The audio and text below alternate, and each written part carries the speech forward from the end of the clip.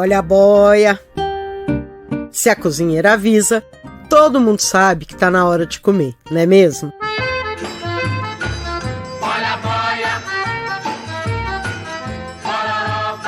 Mas você tem ideia de onde surgiu esse apelido para falar de comida? Não sei. Eu conto.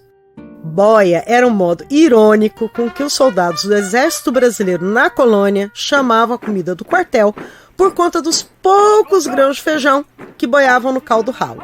A ironia pegou, boia virou sinônimo de comida e até hoje, na hora das refeições, é pra boia que a gente chama. Quer saber mais curiosidades históricas sobre comida como esta? Com certeza. Então vem junto com a gente que o episódio de hoje é justamente sobre isso. Uns causos de comida das antigas pra te animar aí. Túnel do tempo. Enquanto você lava a louça ou prepara a boia. Caraca, tu é demais, mulher.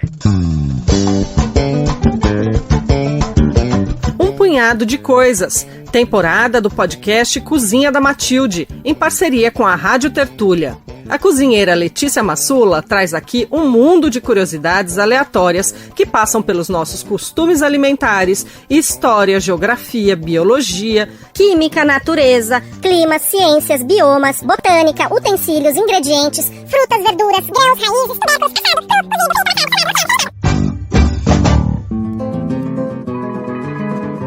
Quando o ingrediente é local, em geral, ele é utilizado de maneira mais simples. Quando ele vem de algum outro lugar e é adotado localmente, ele chega como raro. E aí passa a ser usado em receitas mais elaboradas, mais sofisticadas, do que aquelas que são feitas no local de onde ele vem. A gente trabalha com ele na chiqueza. Sabe como é? Eu sou chique, bem. Quer ver? Bora falar do arroz. Ele é um ótimo exemplo. Ele é asiático, onde geralmente é comido cozido apenas em água e sal, ressaltando seu sabor purinho. À medida que ele foi andando para o Ocidente, passou pelo Oriente Médio, chegou na Europa, foi ganhando modos de preparo, receitas bem sofisticados. Foi ficando metido. E foi, inclusive, apropriado por algumas culturas alimentares como se fosse seu. Fala, não me diga. Olha aí, o arroz refogado com temperos à moda do Oriente Médio, que é exatamente como a gente prepara arroz aqui no Brasil. Refogadinho, incrementado pelos temperinhos que sobem da panela, cebola, alho. Que maldade você fez comigo. Essa maneira aí se chama pilaf. Mesma coisa pro risoto italiano, a paella espanhola, o arroz caldoso de Portugal e ainda a galinhada, arroz com suã, arroz de Puta Rica, arroz Maria Isabel, todos ritos goianos. Dá um que chega da mida. Além dos baiões com feijão, que tem sua versão por toda a América Latina, cada país com o próprio. Gaio pinto, mouros e cristianos, arroz com gris. Tudo isso? E assim vai.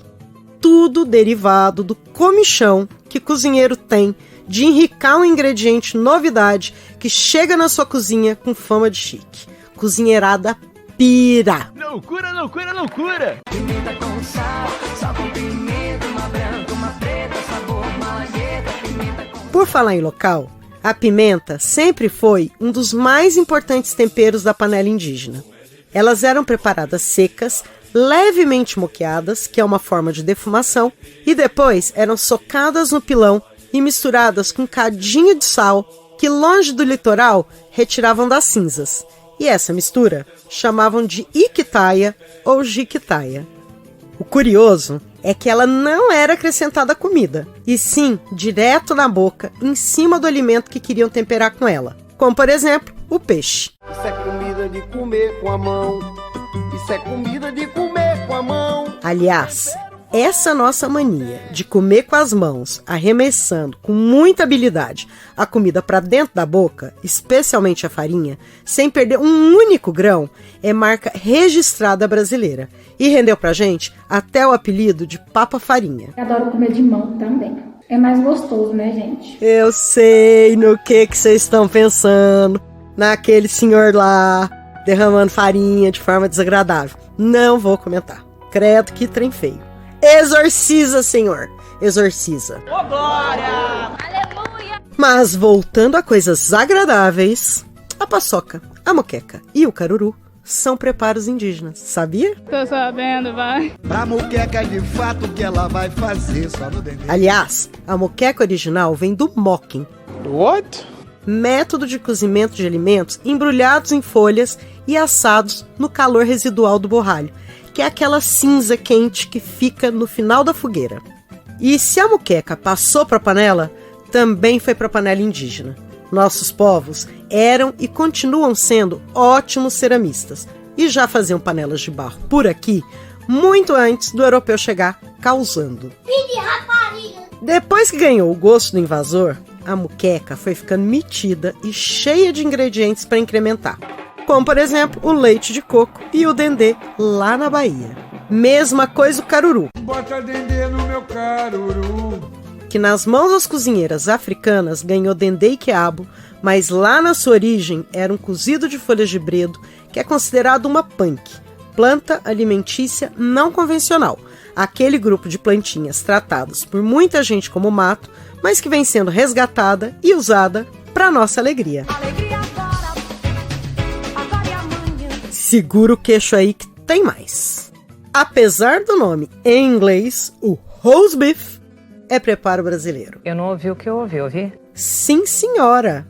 Esse assado mal passado, com crosta por fora e sangrento por dentro, que tanto agrada... Ixi Maria, é muito gostoso. É a técnica de grelhar do nosso churrasco, que também é um legado da cultura alimentar indígena, apresentado ao invasor pelas cunhãs, as cozinheiras originais de Tupirama, essa terra que a portuguesada resolveu chamar de Brasil.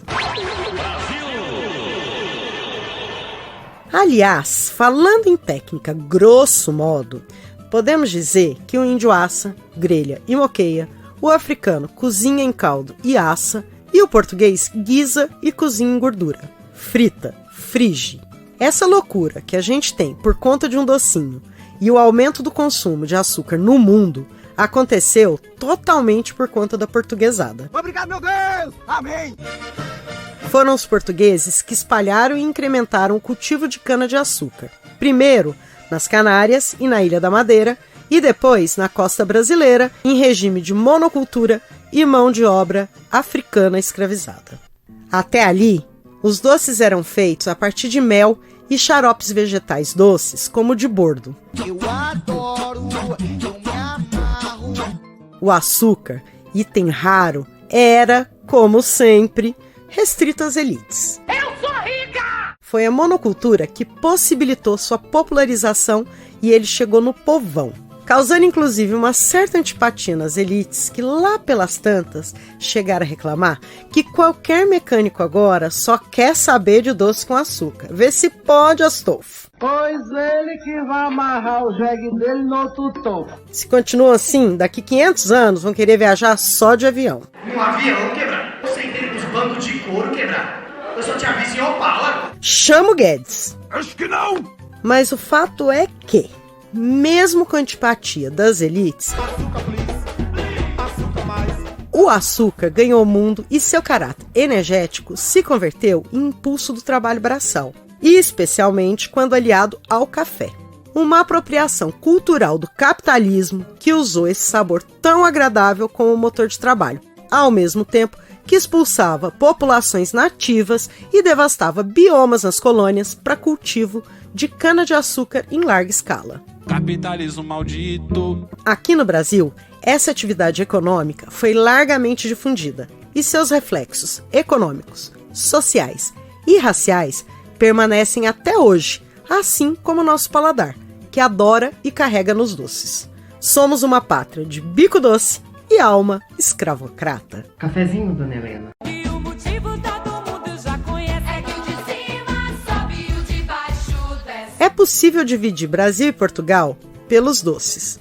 Portugal terá ovos, leite de vaca, manteiga e farinha de trigo. No Brasil, a gente vai ter ovos, polvilho, que é a goma de mandioca, leite de coco e banha de porco. Vai na manteiga, manteiga, manteiga. Tá se perguntando aí da manteiga?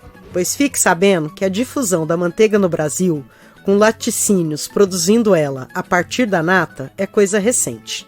Tem pouco mais de 100 anos. A manteiga que chegava por aqui antes disso vinha de Portugal e já chegava aqui rançosa. Eca, que nojo!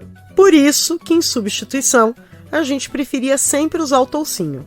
O que se produzia mesmo de derivado de leite por aqui era a coalhada, que continua sendo muito apreciada no sertão, e depois dela começaram os queijos. Misturava água no leite, para o povo vendia. Se você rodar ali pelas cercanias de Manaus, no Amazonas, ainda vai encontrar muita gente vendendo garrafas de coalhada na beira da estrada, feita de uma maneira bem simples. O leite, recém-ordenhado, é colocado na garrafa para azedar. Só isso. Mas voltando para a doçaria, eu gosto demais das famílias de nomes dos doces portugueses. Eu me divirto. Tem os confessionais, com nomes que falam de sentimentos, amores, murmúrios e queixas, como, por exemplo, os bolinhos de amor, os suspiros, os sonhos, os beijos, as raivas, os esquecidos, as paciências, abraços, caladinhos e as saudades. Tudo nome de doce. Outros nomes faziam referências a ordens religiosas, seus integrantes e outros temas divinos. Papos de anjo, toucinho do céu, beijos de freiras, triunfos de freira, fatias de freira, capela de freira e também creme da abadesa, cabelos de virgem, celestes, queijinhos de hóstia. Mas eu morro mesmo de rir é de um grupo com nomes que eram de pura tiração de sarro. Os chamados satíricos, barriga de freira, casadinhos, orelhas de abade, galhofas, sopapos, viúvas, velhotes, conselheiros e jesuítas, entre outros. E por fim uma série com nomes que remetem à corte. Manjar real, bolo rei, manjar imperial, príncipes, marqueses, morgados, capelos de Coimbra. Sim, tudo isso nome de doce português. E é assim, com beijos, suspiros, abraços, paciências e saudades doces, que hoje me despeço de vocês, depois desse punhado de coisas históricas sobre comida e ingredientes. Eu quero aplausos mais alto. Vocês vieram só para comer aqui? Eu quero mais aplausos. Até o próximo, um punhado de coisas. Cozinha da Matilde, temporada Um Punhado de Coisas. Idealização, roteiro e apresentação, Letícia Massula. Coordenação e edição, Beatriz Pasqualino. Produção executiva, Camila Maciel, Raíssa Lazzarini e Raquel Júnior. Sonoplastia, André Paroche. Artes e design, Cláudia Regina. Este podcast é uma parceria entre a Cozinha da Matilde e a Rádio Tertúlia.